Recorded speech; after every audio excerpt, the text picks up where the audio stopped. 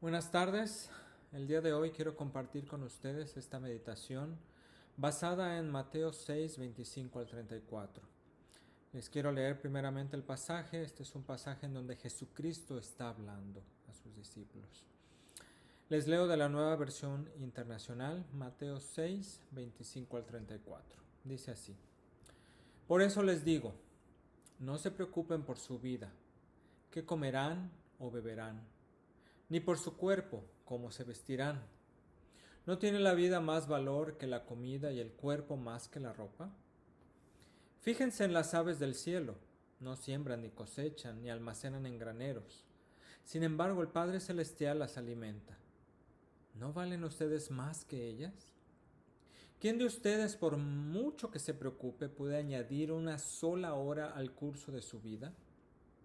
¿Y por qué se preocupan por la ropa? Observen cómo crecen los lirios del campo.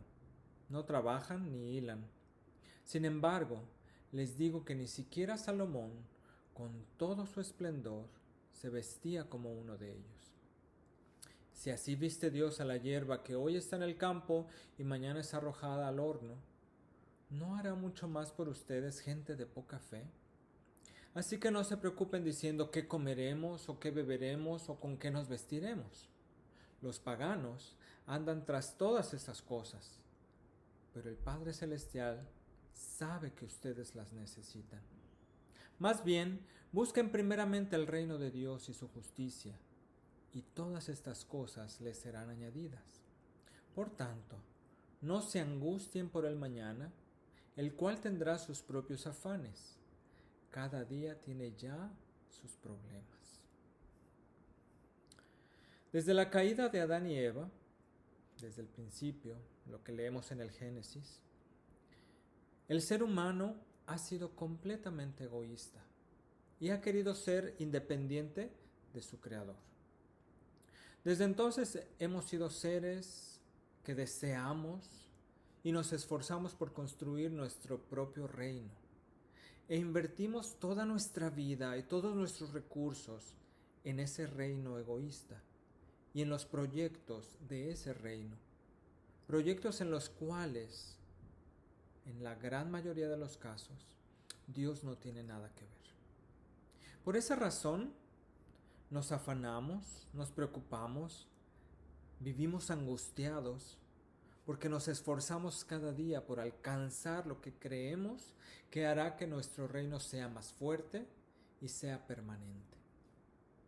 Como esto es un reino propio, un reino egoísta, no nos gusta estar bajo la autoridad de nadie más.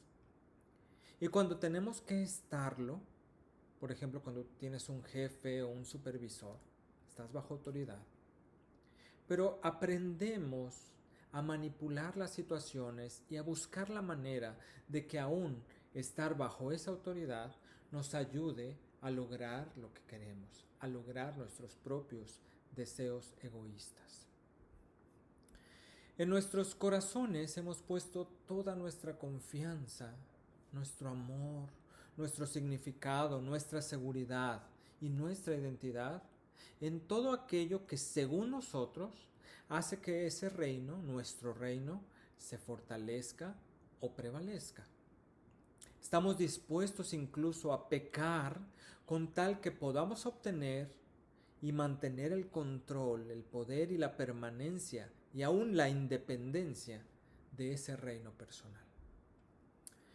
Este tipo de idolatría, que es como lo llama la Escritura, genera hábitos como la preocupación ansiosa por lo que va a suceder en el futuro, la ansiedad por el mañana, el estrés por acumular posesiones, pues pensamos que eso va a asegurarnos un mejor futuro y nos ayudará a que nuestro reino sea permanente. Es por eso que Jesús en este pasaje que leímos de Mateo nos alerta acerca de estas cosas, porque es idolatría, porque es pecado contra Dios. Y el pecado lo único que hace es destruirnos. Jesús nos dice, no se afanen, no se preocupen, no se pongan ansiosos por cosas como la comida, como la bebida, como el vestido, porque la vida es mucho más que eso. Y luego nos dice que los gentiles, los paganos, los incrédulos se preocupan por ese tipo de cosas, pero que no debe ser así entre los creyentes, entre los que se supone que confiamos en Dios. Por eso es pecado, porque quien se afana, quien se preocupa por estas cosas, no está reconociendo a Dios como el proveedor, no está confiando en Él. Y entonces pone su fe y su confianza en algo diferente a Dios, lo cual lo convierte en idolatría, lo cual es pecado y lo cual está condenado, por lo cual debemos arrepentirnos. Miremos la enseñanza de Jesús. Nos dice en primer lugar que debemos observar las aves. Es cierto que si observamos las aves, vamos a verlas siempre tratando de conseguir comida, trabajando, esforzándose por conseguir comida, especialmente para sus crías. Sin embargo, no las vemos angustiadas o tratando de almacenar para su futuro. En este ejemplo podemos ver que, puesto que para Dios las aves son valiosas, Él les provee comida, la comida que necesitan diariamente para alimentarse.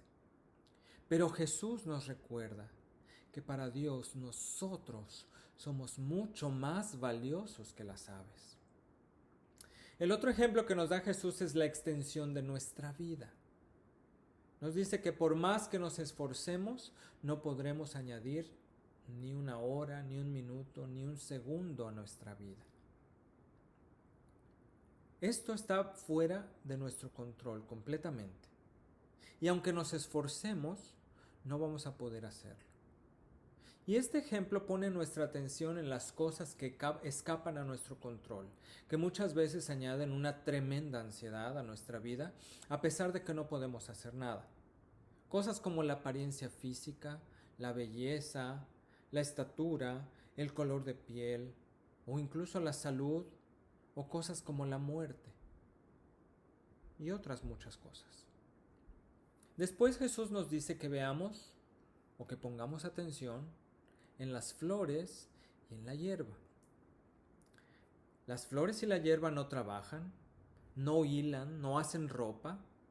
Sin embargo, se visten de una belleza tal que ni los reyes más esplendorosos como Salomón se han podido vestir de esa manera. A través de estos ejemplos Jesús nos recuerda y enfatiza el hecho de que para Dios son criaturas importantes las aves, las flores, las plantas, pero el ser humano es mucho más importante para Dios. Recuerda lo que dice el Salmo 8. Nos dice que Dios ha hecho al hombre un poco menor que los ángeles y que le ha coronado de gloria y de honra. Por lo tanto, lo que Jesús nos está diciendo y lo que nos dice el Salmo 8 es que para Dios somos mucho más importantes que cualquier otra cosa en la creación. Jesús enfatiza que no debemos preocuparnos por estas cosas, porque sabe que en nuestro corazón, en el corazón de cada ser humano, aún en el corazón de los creyentes, tenemos la tendencia de poner nuestra confianza en las cosas materiales, pecando así contra Dios. Pero Jesús, conociendo también nuestra tendencia, nos da de una vez la salida. Y nos dice que en vez de preocuparnos o ponernos ansiosos, en vez de pensar que podemos ser los proveedores de nuestro propio reino, debemos buscar el reino de Dios y su justicia. Aquí esta palabra buscar, este verbo buscar, lo que significa es desear algo y trabajar diligentemente y perseguirlo diligentemente para obtenerlo. Jesús nos está exhortando a desear y a perseguir el reino de Dios y su justicia diligentemente, como algo prioritario para nosotros, para que lleguemos a Él. Jesús sabe que para nuestro problema de idolatría, la solución es buscar el reino de Dios y su justicia. La salida es buscar el reino de Dios y su justicia. Pero veamos un poquito con más detalle a qué se refiere Jesús con el reino de Dios y su justicia. Piensa en un reino. Piensa en esos cuentos que nos hablan acerca de reinos, tal vez una película que vio, o un libro que leyó, o una historia que escuchó. Cuando escuchamos acerca de un reino, inmediatamente pensamos que en ese reino debe haber un rey. Y que para que pueda funcionar como rey, debe tener un dominio territorial, es decir, un territorio sobre el cual dominar, y personas que sean sus súbditos, y que paguen, por supuesto, tributo a este rey para que el reino pueda funcionar como tal. Y generalmente, este tipo de reinos han sido iniciados por una conquista. Es decir, mediante una guerra o un enfrentamiento donde el más poderoso, el que tiene más armamento, simplemente el más poderoso, se proclama como rey. Ahora bien, en el reino de Dios sí hay semejanzas con este tipo de reinos, pero también hay grandes diferencias. En este reino sí hay un rey. El rey es Dios. Pero este rey, a diferencia de los reyes del mundo, es un rey justo, es un rey amoroso, es un rey que se interesa por el bienestar de su pueblo. Es un rey que provee para todas las necesidades de su pueblo. Y sabe que la mayor necesidad de su pueblo era que debían ser librados, que necesitaban ser librados de una terrible condenación. Pues todos ellos se habían rebelado en contra del rey y voluntariamente se habían vendido y se habían hecho esclavos de la maldad y del pecado, por lo que por su rebelión estaban condenados a muerte. El rey de este reino, quien como dijimos es un rey totalmente justo, no podía pasar por alto la rebelión del pueblo y no podía simplemente perdonarles sin que se hiciera justicia por el agravio hecho contra él. Como este rey justo es al mismo tiempo un rey amoroso, un rey misericordioso, entonces por amor a su pueblo, estuvo dispuesto a pagar con la vida de su propio hijo para que se hiciera justicia, para que con la vida de su hijo se pagara por el agravio cometido hacia él y para que las personas de su pueblo no tuvieran que morir por esa condenación. Entonces, el rey de este reino, a diferencia de los reinos de este mundo, no inició su reino mediante la fuerza o el poder de las armas, ni mediante ejércitos, ni fortalezas, aunque bien pudo haberlo hecho, pues es un rey todopoderoso, un rey que realmente tiene poder. Pero este reino fue iniciado mediante la debilidad y la vulnerabilidad del Hijo. El Hijo, de su propia voluntad, quiso abandonar todo lo que tenía en el palacio del rey y, habiéndose despojado de su riqueza y de su gloria, se hizo débil, se hizo vulnerable y obedeció a su padre en todo lo que el padre había diseñado como la estrategia para conquistar, para comprar, para ganar este reino. A pesar de que eso significara que él debía dejarse matar por los mismos que estaban condenados y que merecían la muerte, y tuvo que soportar una muerte vergonzosa, dolorosa y terrible, crucificado en una cruz. Pero el Hijo, por amor a su Padre, por amor a su pueblo, voluntariamente tomó el lugar de ellos, de manera que ellos no fueran condenados a muerte, y al mismo tiempo satisfacer la justicia del Rey justo. Sin embargo, una vez que el Hijo cumplió con la justicia divina y pagó la condena por la rebelión del pueblo con su muerte, por el poder del Padre, quien es todopoderoso, volvió a vivir y le fueron devueltas su autoridad y su gloria. Y hoy reina junto con el Padre. Hoy está sentado en su trono con toda autoridad nuevamente. Yo creo que para todo ser humano es casi imposible creer esta historia. Es una historia bastante increíble. Es una historia que probablemente no tiene sentido en la mente de cualquier persona de este mundo. Porque en realidad la historia de este reino va en contra de todo lo que conocemos o entendemos, va en contra de los valores de nuestra cultura, va en contra de los valores de este mundo, va en contra de nuestra propia naturaleza. Así que esta historia, aunque es verdadera, no es popular y ni es aceptada por la mayoría. Esta historia de buenas noticias tiene que ser creída por fe, pues para que las personas puedan formar parte de este reino, deben creer en las buenas noticias de este reino. Deben creer y aceptar la justicia que el rey les ofrece a través del sacrificio, de la obra que hizo su propio hijo. Y deben aceptar este perdón, sin hacer nada más que creer que son aceptados, que son justificados y que son reconciliados nuevamente con este rey por la obra de su hijo. Y de esa manera, al aceptarlo, quedan cubiertos nuevamente por la autoridad, el señorío y la protección del rey. Pero todavía hay cosas más increíbles en esta historia. Cuando las personas creen en estas buenas noticias, sucede algo en su corazón. Ese corazón que había sido cautivado por el mal, por el pecado y por la rebeldía contra el rey, ahora comienza a transformarse de una manera milagrosa.